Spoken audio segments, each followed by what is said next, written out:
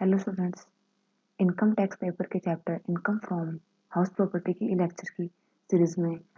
हमने first lecture में देखा था कि income from house property head में किसी भी इनकम को टैक्सेबल होने के लिए कुछ कंडीशंस पूरी करनी पड़ती हैं। अगर वो कंडीशन फुलफिल कर रही हैं तो वो इनकम हाउस प्रॉपर्टी हेड में टैक्सेबल होगी। अगर वो नहीं कर रही हैं तो वो किसी और हेड में जाके टैक्सेबल होगी। तो आज नेक्स्ट इस सेकंड लेक्चर में हम आगे देखते हैं और आज हम देखते हैं कि taxable income from house property कि हाउस प्रॉपर्टी के हेड में कौन सी इनकम टैक्सेबल होती हैं। तो इसमें आता है income from house situated outside India. तो अगर किसी का हाउस है वो इंडिया के बाहर स्थित है तो भी उस मकान से प्राप्त होने वाली इनकम भी income from house property head में ही टैक्सेबल होगी। इससे फर्क नहीं पड़ता कि वो हाउस इंडिया में है या आउटसाइड इंडिया में है। अगर वो आउटसाइड इंडिया में भी है और उससे कोई रेंट आ रहा है, कोई भी इनकम आ रही है, तो वो भी income from house property head में ही टैक्सेबल होगी। और उसको उस कंट्री के हिसाब से जो भी म्यूनसिपल टैक्सेस होंगे, जो भी लोकल टैक्सेस होंगे, उसका उसको डिडक्शन मिल जाएगा, जिसके बारे में हम आगे आगे के लेक्चर्स में देखेंगे। एक आता है मिक्स्ड रेंट फ्रॉम हाउस। कई बार क्या होता है कि जैसे किसी हाउस को रेंट पे दिया जा रहा है तो उसके साथ उसको कुछ सुविधाएं भी दी जा रही है। सुविधाएं जैसे कि फर्नीचर दे दिया उसको, बिजली पानी की सुविधा दे रहे हैं, चौकीदार की सुविधा दी जा रही है, और जैसे लिफ्ट की सुविधा दे दी, सफाई की सुविधा दे दी, ऐसी सुविधाएं भी दी जा रही है। उस केस में हम किस तरीके से इसका इनकम जो है हाउस प्रॉपर्टी से वो किस तरीके से कैलकुलेट करेंगे, इसके बारे में देखते हैं। तो सबसे पहले हम समझते हैं कि कंपोजिट रेंट के केस में क्या क्या होगा और किस तरीके से इनकम कैलकुलेट की जाएगी। In certain cases the owner charges rent from tenant not only on account of rent for the house property but also an account of service charges for various facilities provided with the house. Such rent is known as composite rent and the said composite rent can fall under two category. कुछ cases में क्या होता है, owner tenant को किराया लेने के साथ ही हाउस प्रॉपर्टी दे रहा है, वो किराए पे तो किराया तो लेगा ही, रेंट लेने के साथ ही जो उसने सुविधाएं दी हैं, अदर सुविधाएं दी हैं, उनके भी वो चार्जेस लेता है। तो वो जो चार्जेस और रेंट मिला के क्या होगा, कंपोजिट रेंट कहलाता है। और कंपोजिट रेंट की जो सिचुएशन हो सकती है उसको दो कैटेगरी में बांटा गया है। तो फर्स्ट कैटेगरी क्या होती है, composite rent on account of rent for the property and service charges for the various facilities provided along with the house like lift, gas, water, electricity, watchman ward, air conditioning, etc. In this case, such composite rent should be split up and the portion of rent attributable to the letting of the premises shall be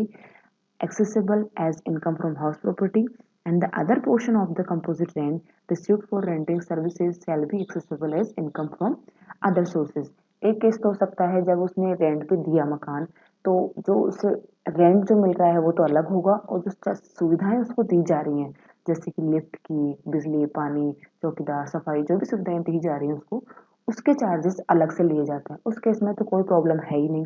जो भी उसको rent का जो portion मिल रहा है वो rent का portion तो जाएगा income from house property head में टैक्सेबल होगा। और जो अदर सर्विसेज देने के लिए जो भी चार्जेस लिए जा रहे हैं वो चार्जेस जाएंगे इनकम फ्रॉम अदर सोर्सेज में। उसके जो भी वो ले रहा है उन चार्जेस, उन सर्विसेज देने के जो भी चार्जेस ले रहा है वो इनकम मानी जाएगी फ्रॉम अदर सोर्सेज वाली इनकम मानी जाएगी। और जब वो अदर सोर्सेज वाली इनकम निकालेगा तो क्या करेगा, जो भी उसने चार्जेस लिए हैं उसमें से जो भी उसको कॉस्ट अकर हुई है वो लेस करने के बाद में जो नेट इनकम बचेगी वो income from other sources head में जाके टैक्सेबल हो जाएगी। मान लीजिए किसी कोई ए बंदा है और उसने मकान कोई प्रॉपर्टी रेंट पे दी है तो उसका 5,000 पर मंथ उसका रेंट फिक्स किया गया। अब उसमें कुछ सुविधाएं भी दी गई थी, जैसे फर्नीचर दे दिया सारा, एयर कंडीशनिंग दे दी, सफाई, चौकीदार, सारी सुविधाएं दी गई थी, और उन सुविधाओं के वो 3,000 पर मंथ चार्ज ले रहा है। तो ओवरऑल 8,000 पर मंथ उसका किराया ले रहा है वो घर में रहने का दूसरे के अपने टेनेंट से। तो जो 5,000 है इसमें क्या अलग अलग है, दोनों सेपरेट हैं, दोनों सेपरेट चीजें हैं कि रेंट का पोर्शन है 5,000 और सर्विसेज जो दे रहा है उसके पोर्शन है 3,000। तो जो 5,000 उसको इनकम हो रही है रेंट से, हाउस प्रॉपर्टी से जो इनकम हो रही है वो तो income from house property head में टैक्सेबल होगी। और जो मैं 3,000 की बात कर रही हूँ वो 3,000 वो ले रहा है अदर सर्विसेज देने के लिए, वो जाएगा इनकम फ्रॉम अदर सोर्सेज में। और 3,000 में से जो उसने चौकीदार को अपने यहाँ से जो पेमेंट करा है, क्योंकि सुविधाएं दे रहा है तो पेमेंट तो करेगा ही ना, वो फ्री में तो काम करेंगे नहीं, वो दे रहा है, और भी जैसे कोई बिजली पानी के वो बिल पेमेंट कर रहा है, उससे वो तो 3000 फिक्स ले रहा है, तो वो पेमेंट जो कर रहा है, तो जो भी उसको कॉस्ट अगर हुई है एसएससी को, वो लेस हो जाएगी। 3000 से मान लीजिए उसके 1500 खर्च हो गए, तो 1500 लेस करने के बाद में नेट जो इनकम है उसकी 1500, वो income from other sources head में टैक्सेबल हो जाएगी। तो हमने देखा कि एक पोर्शन जो हाउस प्रॉपर्टी से रेंट मिल रहा है, वो पोर्शन तो जाएगा इनकम फ्रॉम हाउस प्रॉपर्टी में, और जो अदर सर्विसेज देने के लिए जो भी चार्जेस लिए जा रहे हैं वो जाएंगे इनकम फ्रॉम अदर सोर्सेज में। अब दूसरी सिचुएशन क्या हो सकती है, composite rent on account of rent for the property sorry and the higher charges of machinery plant and furniture belonging to the owner. In this case, if the letting of the property is separable from the letting of the other assets, then the portion of the rent attributable to the letting of the premises shall be accessible as income from house property, and the other portion of the composite rent for letting other assets shall be accessible either as business income or as other sources. अगर composite rent लिया जा रहा है, जो property दी जा रही है उसके रेंट और सर्विस दी जा रही है, जैसे मशीनरी फर्नीचर जो भी दिया जा रहा है उससे ओनर का जो मशीनरी फर्नीचर है उसका जो चार्जेस लिए जा रहे हैं वो मिला के कंपोजिट रेंट उसे किराया लिया जा रहा है। अगर उस जो रेंट जो ले रहा है वो टोटल कंपोजिट मिश्रित जो किराया ले रहा है, उस किराए में से जो सर्विसेज जो दी जा रही हैं उसके द्वारा उनका अमाउंट अगर सेपरेट कर सकते हैं, अगर वो सेपरेबल होते हैं, सेपरेबल होते हैं तो हमें कोई दिक्कत नहीं है। सेम सिचुएशन होगी जैसे हमने पहले वाले केस में बात करी। तो in this case if the letting of the property separable from the letting of the other assets, अगर लेटिंग ऑफ द प्रॉपर्टी मकान को किराए पर देने की वैल्यू और जो मशीनरी वगैरह की देने की को किराए पर देने की वैल्यू को अगर हम सेपरेट कर सकते हैं, सेपरेट हो सकती है, जब मकान और सुविधाओं का किराया अलग अलग हो सकता हो, तय हो, पहले से तय हो कितना पोर्शन इनका लिया जा रहा है, तब हमें कोई दिक्कत नहीं है। वही जो प्रॉपर्टी से जो रेंट आ रहा है, जो भी इनकम आ रही है, वो income from house property head में जाएगी, और जो भी उसको बिलोंगिंग्स दी जा रही हैं जैसे फर्नीचर प्लांट मशीनरी वगैरह दी जा रही है वो जाएगी या तो इनकम फ्रॉम अदर सोर्सेज में या फिर बिजनेस इनकम में भी जा सकती हैं। तो अगर कंपोजिट रेंट का पोर्शन सेपरेट कर सकते हैं हम, सेपरेबल होता है वो, सेपरेबल कैसे कि सेपरेबल हम हाउस प्रॉपर्टी को जो दे रहे हैं उससे होने वाली इनकम को सेपरेट कर सकते हैं, और जो मशीनरी फर्नीचर वगैरह सुविधाएं जो दे रहे हैं उनको अगर सेपरेट कर सकते हैं, तो उस केस में तो क्या होगा, जो हाउस प्रॉपर्टी की इनकम है वो तो इनकम फ्रॉम हाउस प्रॉपर्टी में चली जाएगी, और जो उसकी जो अलग है सर्विसेज की है वो चली जाएगी इनकम फ्रॉम अदर सोर्सेज में या फिर income from business and profession में। आप सोचोगे कि उसमें और इसमें क्या डिफरेंस हुआ, उसमें तो ऑलरेडी जब किराए पर दिया जा रहा था, तब ये दिया जा रहा था कि 5000 में इस मकान के लूंगा और 3000 में इसके जो भी अंदर मैंने फर्नीचर वगैरह लगा रखे हैं, जो भी सुविधाएं दी जा रही है उसके लिया जा रहा है। वो तो जब भी अलग से ही था, अलग अलग ही था, किराया दोनों का अलग अलग था। अब इसमें क्या हो रहा है किराया तो मिश्रित किराया लिया जा रहा है, लेकिन उसका पोर्शन हम फिक्स कर सकते हैं। शुरू में ही उन्होंने क्या किया, एक मेथड फिक्स कर लिया कि इस मेथड से इतना परसेंटेज इनका किराया माना जाएगा और इतना परसेंटेज मकान का किराया माना जाएगा। उस सिचुएशन में वो सेम चीज ही होगी कि income from house property taxable हो जाएगी इनकम फ्रॉम हाउस प्रॉपर्टी में, और जो भी अदर सर्विसेज का जो भी किराया लिया जा रहा है वो जाएगा इनकम फ्रॉम अदर सोर्सेज या income from business and profession में। On the other hand, if the letting of the property is inseparable, अगर मिश्रित जो लेट किराए पे दे रहे हैं प्रॉपर्टी और जो भी रेंट लिया जा रहा है वो इनसेपरेबल होता है from the letting of the other assets like machinery furniture, the entire income would be taxable as business and business income और एज अदर सोर्सेज इनकम। ये आपको ध्यान रखना है, ये इंपॉर्टेंट पॉइंट है। ये कह रहा है कि अगर हम किराए पे क्या दे रहे हैं, अपनी प्रॉपर्टी किराए पे दे रहे हैं और साथ में उसको कुछ सुविधाएं भी दे रहे हैं, मान लीजिए मशीनरी फर्नीचर वगैरह उसको दे रहे हैं और उनको सेपरेट नहीं किया जा सकता, अगर वो इनसेपरेबल होते हैं तो उससे मिलने वाला जो भी कंपोजिट रेंट है, जो भी इनकम है, वो इनकम या तो बिजनेस इनकम माने जाएगी या अदर सोर्सेज की इनकम माने जाएगी, उसको इनकम फ्रॉम हाउस प्रॉपर्टी नहीं माना जाएगा। ये एक एक्सेप्शन का केस है, ये आपको ध्यान रखना है, इस पे कई बार क्वेश्चन बन जाते हैं। तो जब निश्चित किराया कंपोजिट रेंट में से सुविधाओं का किराया अलग से ज्ञात नहीं किया जा सकता हो, तो उस केस में क्या होगा, जो भी इनकम मिलेगी वो इनकम या तो बिजनेस इनकम मानी जाएगी या अदर सोर्सेज की इनकम मानी जाएगी। जैसे कई बार फैक्ट्री सिनेमा हॉल वगैरह किराए पे दिए जाते हैं, तो उस मकान के साथ साथ उनको प्लांट मशीनरी फर्नीचर आदि भी किराए पर देनी पड़ती है। इस केस में क्या होता है, उनको निश्चित किराया मिलता है, उसको सेपरेट नहीं कर सकते हैं वो। ऐसी स्थिति में पूरा ही किराए की राशि या तो अन्य साधनों से आय मानी जाएगी या व्यवसाय से आय शीर्षक में ही कर योग्य मानी जाएगी और कर योग्य। ऐसे ही कई बार ये होता है कि जैसे कोई कारखाना है, उसको हम जब किराए पे देंगे तो उसके साथ हमें जो भी प्लांट एंड मशीनरी फर्नीचर वो देना ही पड़ेगा। उसके बिना हम उसको किराए पे नहीं दे सकते। उस केस में ऐसी सिचुएशन जहाँ पे हम जो सुविधाएं हैं उन सुविधाओं के बिना उनको किराए पे दे ही नहीं सकते, उस केस में भी क्या होता है, जो भी इनकम मिलती है वो इनकम फ्रॉम अदर सोर्सेज में जाती है। जैसे कि मान लीजिए होटल है, कोई होटल अगर वो दे रहा है किराए पे, तो होटल के अंदर जो भी सुविधाएं हैं, जो भी सुसज्जित देनी पड़ेगी उसको, सारी मेंटेन करी हुई सारा फर्नीचर वगैरह जो भी है, अगर उनके साथ देता, उनके साथ उसके बिना देना पॉसिबल नहीं है, तो उस केस में भी जो भी इनकम आएगी वो इनकम या तो बिजनेस इनकम मानी जाएगी, इनकम फ्रॉम अदर सोर्सेज मानी जाएगी। तो हमने देखा कंपोजिट रेंट के केस में क्या होता है, जो हाउस प्रॉपर्टी से रेंट का जो पोर्शन है वो तो जाता है income from house property head में, और जो अदर सर्विसेज दी जा रही है उससे उसके कोई चार्जेस लिए जा रहे हैं, रेंट लिया जा रहा है, वो जाएगा इनकम फ्रॉम अदर सोर्सेज या income from business and profession में जाता है। ये हमें ध्यान रखना है। कंपोजिट रेंट अगर सेपरेट कर सकते हैं, सेपरेट कैसे, जो बिल्डिंग दी जा रही है उसके किराए को सेपरेट कर सकते हैं, जो सर्विसेज दी जा रही है उसके चार्जेस को सेपरेट कर सकते हैं, तो भी कोई दिक्कत नहीं है हमें। जो बिल्डिंग से जो इनकम हो रही है, हाउस प्रॉपर्टी जो इनकम हो रही है वो चल जाएगी इनकम फ्रॉम हाउस प्रॉपर्टी में, और अदर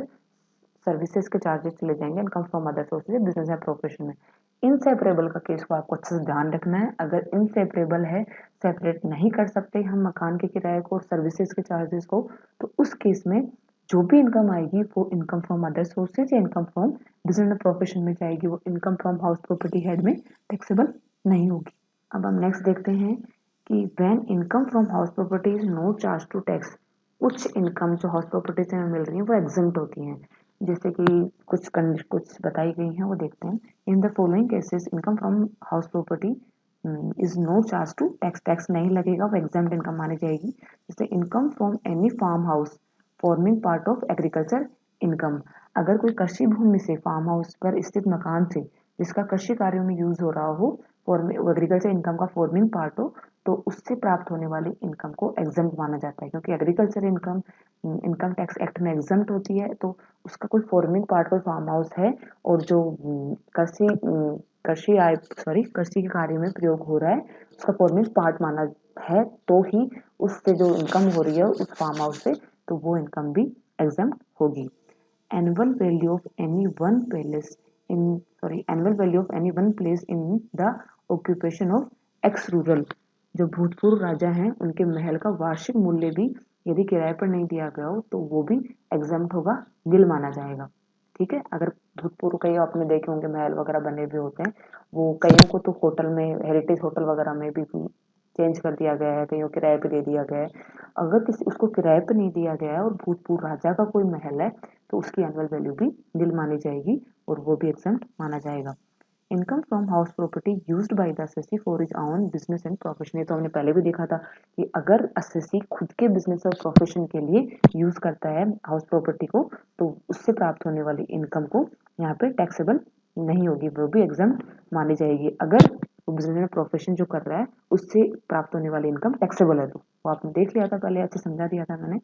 नेक्स्ट देखते हैं, income from any one house of the assessee which he uses for his residence, तो मान लीजिए किसी भी एसएससी के 3-4 मकान है, तो उनमें से एक मकान की एनुअल वैल्यू को नील माना जाएगा और उसकी इनकम को एग्जम्प्ट माना जाएगा, ये आपको ध्यान रखना है। इसमें ये माना जाता है कि उन 3-4 मकानों में से एक मकान उसको वो खुद के यूज के लिए लेता है, काम में लेता ही है। कई बार क्या हो, ट्रांसफर की वजह से वो कहीं बाहर जाके रहता है, तो वो मकान भी कई बार खाली रह जाता है, तो भी 3-4 मकान में से किसी भी एक मकान को वो एनुअल वैल्यू नील मान सकता है। इसके बारे में हम आगे डिटेल में और देख लेंगे। Income from house property to a local authority, जो स्थानीय निकाय है उसकी कोई हाउस प्रॉपर्टी, उससे कोई इनकम हो रही है, वो भी एग्जम्प्ट मानी जाएगी। Income from house property to labour union, जो श्रम संगठन होते हैं उनकी हाउस प्रॉपर्टी से कोई इनकम हो रही है, अप्रूव साइंटिफिक रिसर्च एसोसिएशन है, to university other educational institution है, और टू फिलेंथ्रोपिक हॉस्पिटल है, और अदर मेडिकल इंस्टीट्यूशन है, उनकी हाउस प्रॉपर्टी से कोई इनकम हो रही है तो वो भी एग्जम्प्ट मानी जाती है, उसको टैक्स नहीं लगता है। Income from house property held income from house property held for any charitable purpose, तो कोई अगर चैरिटेबल पर्पज के लिए कोई हाउस प्रॉपर्टी यूज हो रही है, उससे कोई इनकम आ रही है, वो भी एग्जम्प्ट होगी, यहाँ पे टैक्सेबल नहीं मानी जाएगी। अब नेक्स्ट देखते हैं taxable income in other head. कुछ इनकम जो हाउस प्रॉपर्टी से हो रही है वो अदर हेड में टैक्सेबल होगी। तो इसमें पहला आता है if a person is engage in A business of letting house. अगर कोई व्यक्ति मकान को किराए पर देने के बिजनेस में लगा हुआ है, वो क्या करता है मकानों को किराए पर देता है और उससे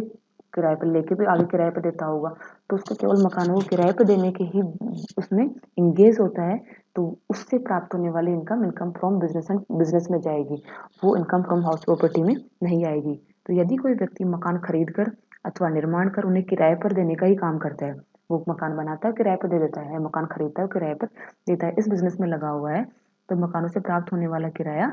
बिजनेस इनकम मानी जाएगी, ना कि हाउस प्रॉपर्टी की इनकम। तो उसको बिजनेस हेड में टैक्सेबल होगी, यहाँ टैक्सेबल नहीं होगी। नेक्स्ट आता है income from sale of house property. अगर मकान को बेचने से अगर कोई आय होती है तो वो जाता है इनकम फ्रॉम कैपिटल गेन। हम आगे पढ़ेंगे उस साइड में टैक्सेबल होगी, इनकम फ्रॉम हाउस प्रॉपर्टी में टैक्सेबल नहीं होगी। हाउस प्रॉपर्टी में तो केवल इनकम जब हम खुद केवल रेंट पे दे रहे हैं और हमारा बिजनेस नहीं है ये, उसी केस में उससे प्राप्त होने वाली income income from house property में मानी जाती है। इससे नेक्स्ट जो भी चीज़ें हैं क्या होगा वो हम नेक्स्ट लेक्चर में देखते हैं। Thank you.